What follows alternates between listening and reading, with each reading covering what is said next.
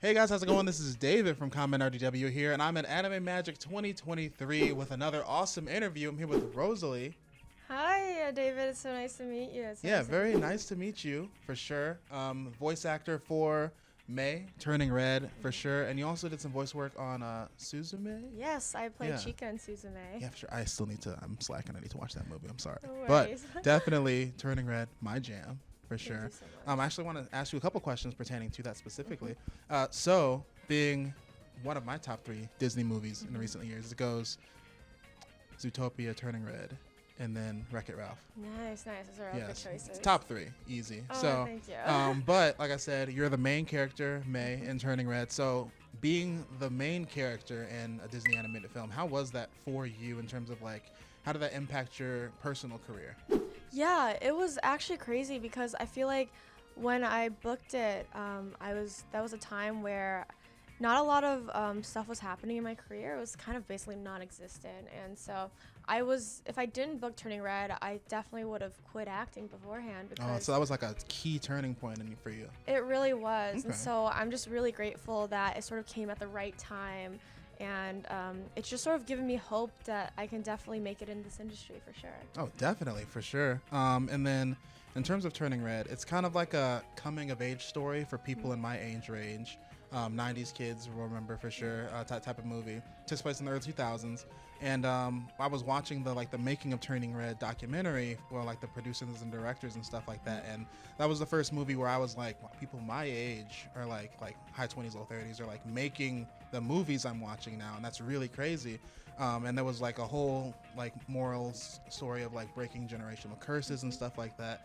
So did you like end up getting any like life lessons from the team while you were making the movie or after like watching it and stuff like that? Yeah, for sure. I was 12 years old when I started, and I ended on my 16th birthday actually. So I was sort of going through that that sort of era of coming of age myself, and so I think Turning Red definitely was kind of my guide to that weird, awkward time for me.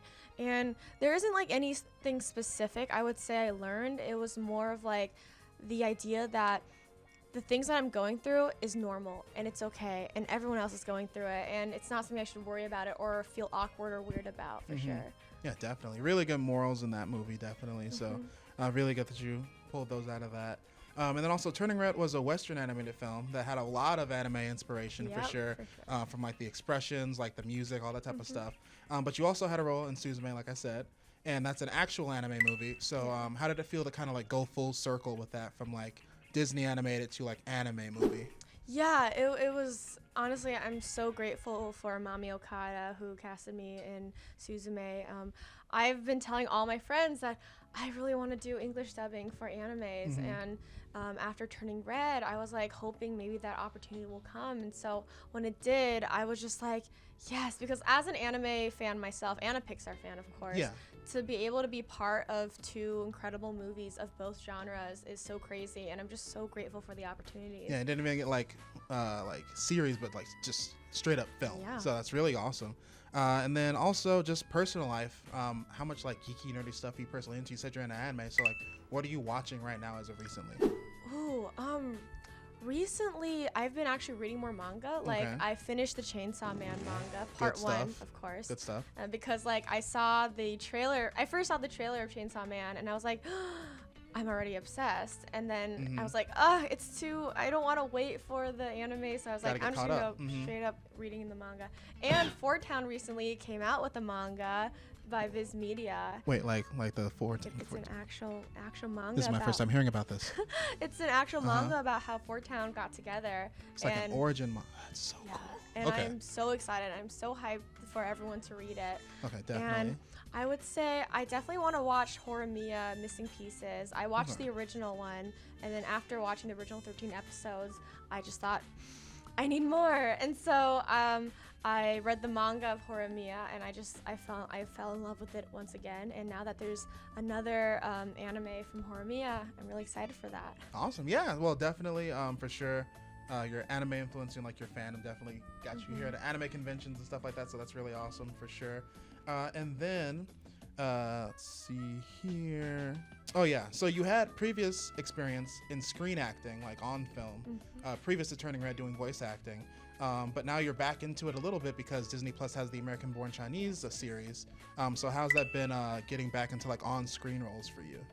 Yeah, I'll be honest, American Born Chinese it's actually the first TV show I ever acted in. So to get that opportunity fresh out of Turning Red, actually, it was at the Turning Red premiere that my manager was like, "You got American Born Chinese," and I was just so excited because I got so used to voiceover for 4 years, and it had been a while since I did proper like live action acting, and kind of like get back into it. Exactly. Yeah. So I definitely thought it was kind of awkward at first because I was so used to voiceover.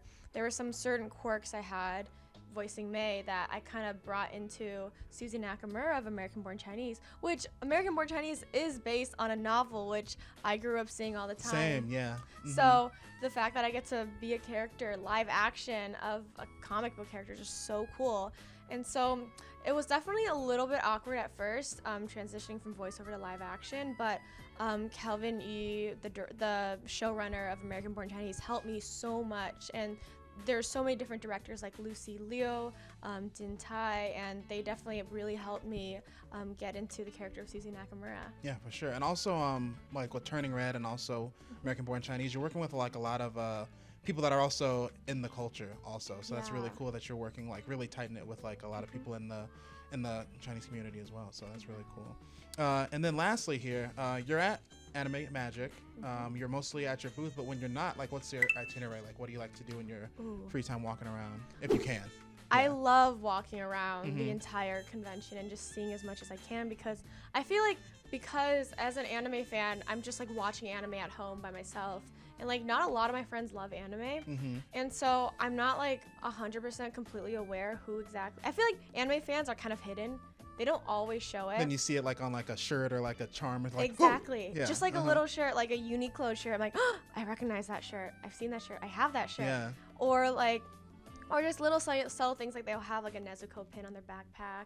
And I'm like, wow, that's so cool. And it's like really subtle things here and there, but it doesn't like completely tell me how big the anime community is. But going to conventions like. Then we're all up in here, yeah. Yeah, at Anime Magic, I'm like, oh, they're all here. And not even all of it. This is just Chicago. Yeah. And so just being able to see everyone's cosplays is so cool. And I've always wanted to do like a proper cosplay of a character. Oh, you definitely should go for it. I'm definitely going. One day I'm gonna like go full out. What would you like? What would your first one be? I did try doing Ishigami from Kaguya-sama Love is War. Oh. Because I just had a gray vest, just like Ishigami. A good like simple closet cosplay. So it looked like just a normal outfit I would wear. So no one knew I was cosplaying at all. It's like an if you know type of situation. Exactly. So I definitely want to go full out. I haven't decided what character yet. I kind of want to do Power from Chainsaw Man. Oh, good one. But like choice. Honestly, there's so many out there that I feel like I can take the time to choose who I want to cosplay. But I also at Anime Magic, I love like just walking around, especially like artist alleys and like the people's art. And there's like a K-pop, set, like. Oh, the K-pop group, yeah.